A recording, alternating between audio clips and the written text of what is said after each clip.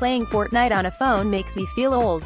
As you may or may not have heard, Fortnite, Epic Games' free-to-play Battle Royale shooter, has become the most talked about game in and, more importantly, outside of enthusiast gaming circles. Drake plays it. A college basketball player compared it to upsetting a top-ranked team in the NCAA tournament. It's getting around.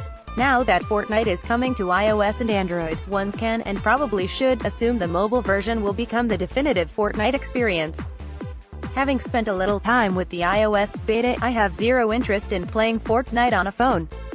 Having spent a little time with the iOS beta, I have zero interest in playing Fortnite on a phone. It looks great and runs well, but it relies on a familiar control scheme that's kept shooters and other action-heavy games from making waves on phones.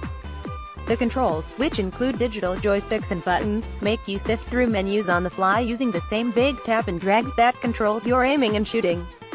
I think it's imprecise and frustrating, and while I admire the effort Epic put into making the game run on mobile, I'll always consider the PC and console versions the real game. Here's the thing, I know I'm wrong. I know that many players do not have my hang-ups. I've been playing with people who work Fortnite on a phone with an accuracy that far exceed what I can do with a controller. Fun fact, I'm not great at Fortnite. The difference far exceeds the gap between us.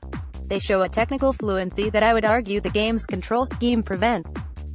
It's not just that they are better at Fortnite on iOS, or even that they're better at playing games on a phone than I am. They can act on instinct, and I cannot. I'm 31. Wasn't born with a phone in my hand, and it is not an extension of being the way it is for those who grew up swiping and tapping.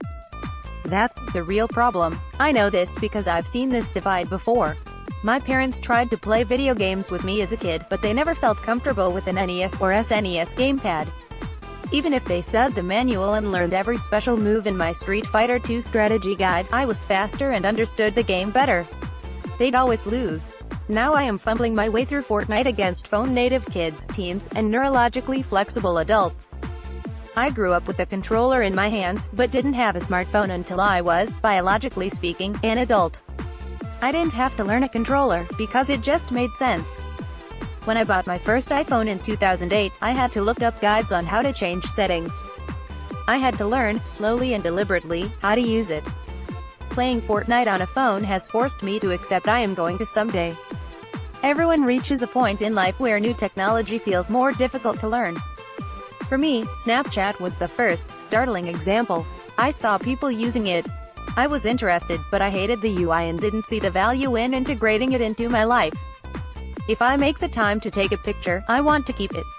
I once declared out loud, though to who, if anyone, I can't remember.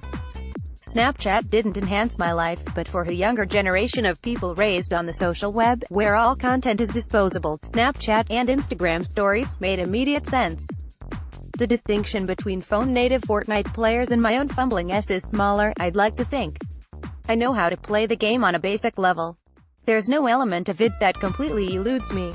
It just doesn't feel natural. That may be, in part, because Fortnite was made for PC and consoles first.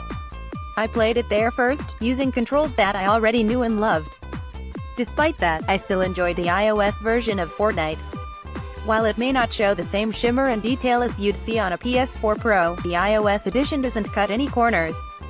It looks like Fortnite and, for the players who can use the controls, plays just as well. The mobile game even supports cross-play with PC, PS4, and Xbox One. I would never be able to keep up players on those devices, but some of the people I played with seemed like they could. Fortunately for me, Epic said Bluetooth gamepad support should be added to the mobile game later this year. Playing Fortnite on a phone forced me to accept I am going to someday. More importantly, it brought into stark relief a concept that critics often wrestle with but must often leave out of our analyses of games, phones, and other technology. Our understanding of each device we touch is informed by the devices that touched us. Fortnite is not formative for me, but it will be for millions of people, and that's going to change the way we play. Editors recommend